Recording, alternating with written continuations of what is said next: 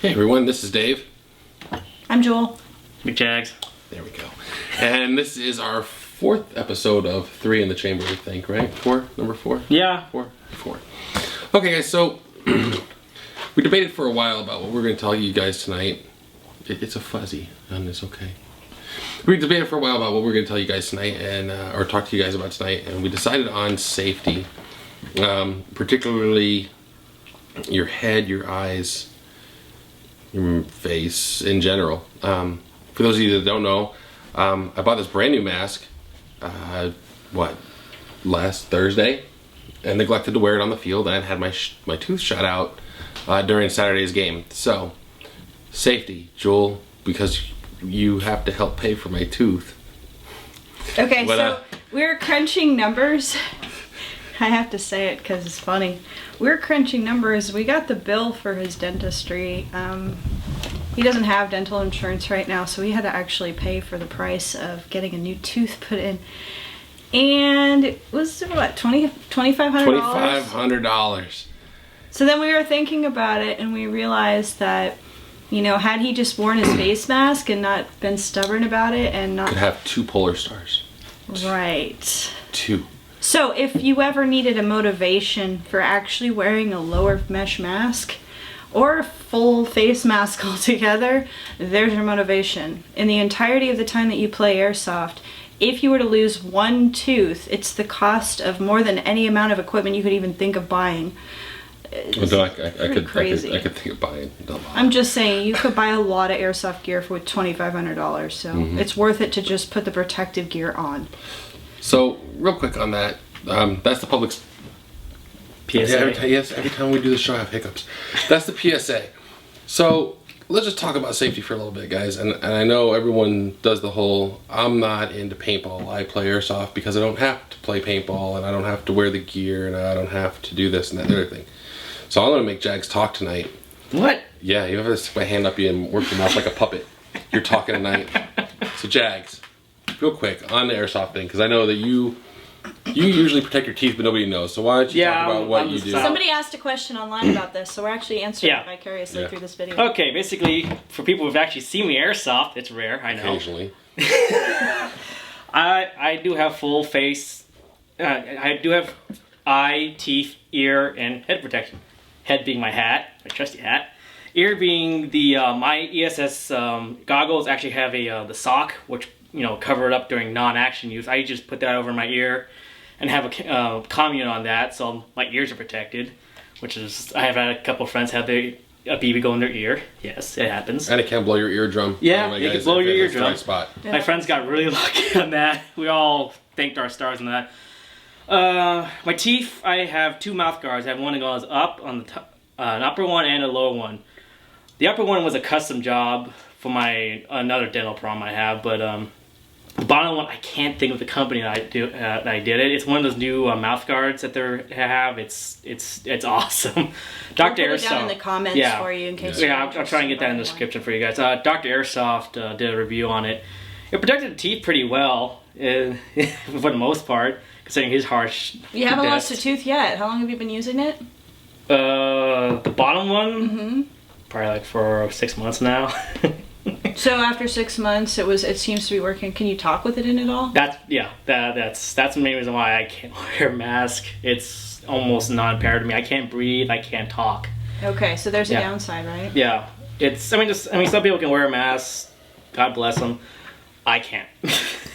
And guys, it's not just the mask. I mean, a lot of the more famous or more popular, easier to obtain masks are paintball style masks. No. And I understand that nobody wants. Let me rephrase. I understand that most people don't want to wear them because we're not paintball. But guys, I'm gonna tell you this. I used to play professional paintball back in the day, a long time ago, while it was still in the woods, and even then, I was there when they went ahead and gave the safety reasons for playing with full ear and mouth protection. They didn't used to play with. We didn't. We just had goggles, and I actually almost took a shot. People got hurt, right? I almost took a shot in my ear canal. It was my stupid fault. And I think, what was it? I was playing in Europe, so the British guys were like, "You're crazy, mate," and whatever. And then there was the typical American comments and all the other stuff that came with it.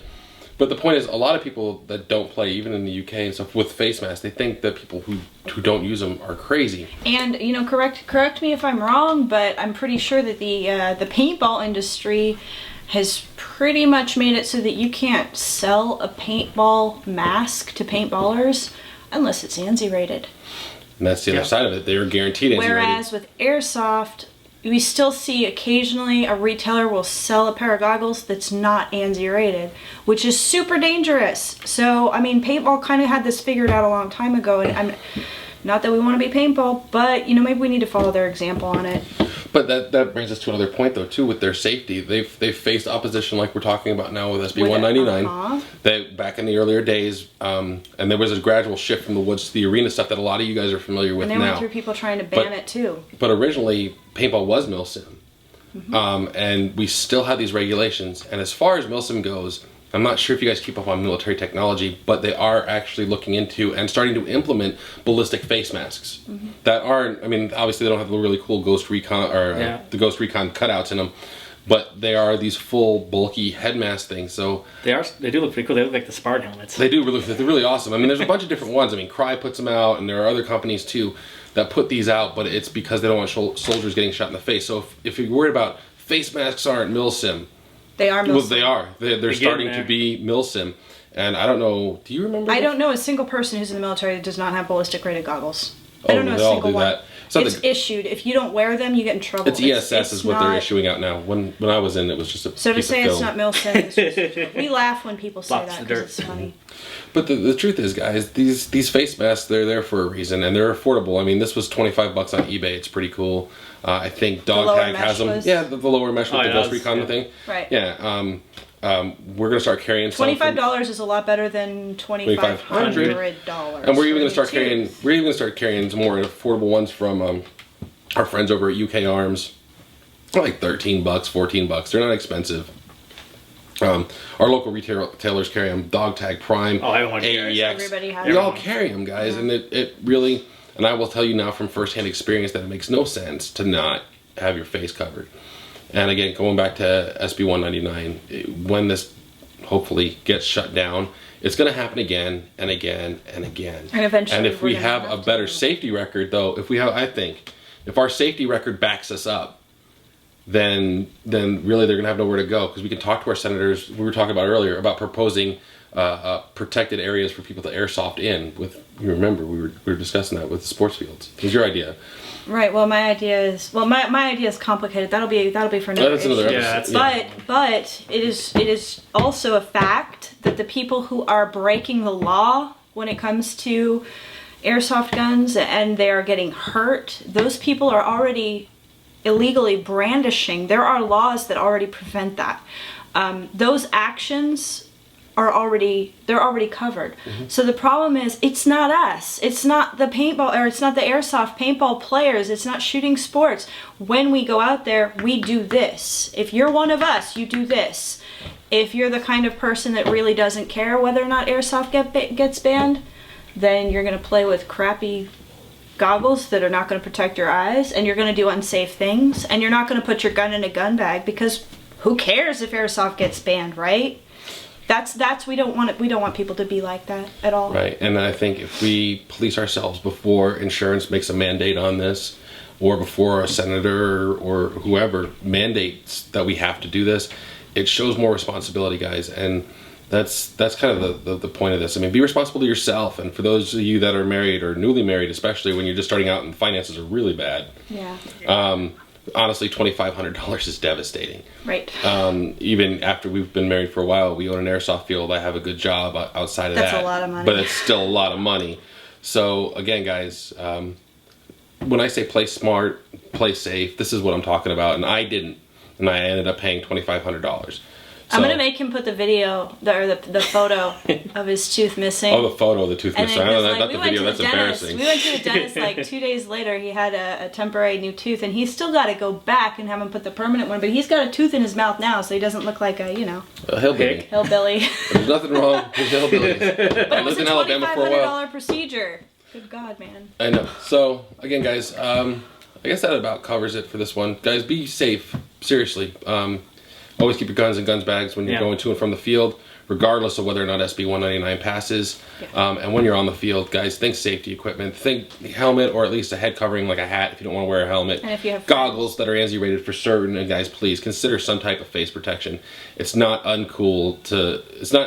as uncool to wear that as it is to be missing your front teeth.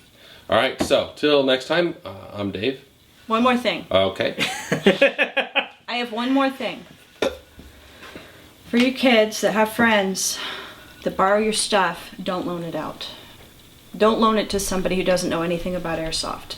And the reason I say that is because people who don't know the rules and they don't know the safety stuff, that's where the problems lie. It's not with people who have played at a field, it's with kids that just don't know. And your buddy probably doesn't know unless you've told him. So educate everybody that you come in contact with and explain to them what we do and why we do it. That way you'll save lives. Okay, guys, so again, play smart, play safe. Before Jag says it, check us out on Facebook, Twitter, Instagram, and our website at www.arc.com. Till then, Stole my thunder. I did. See you on the field. All right.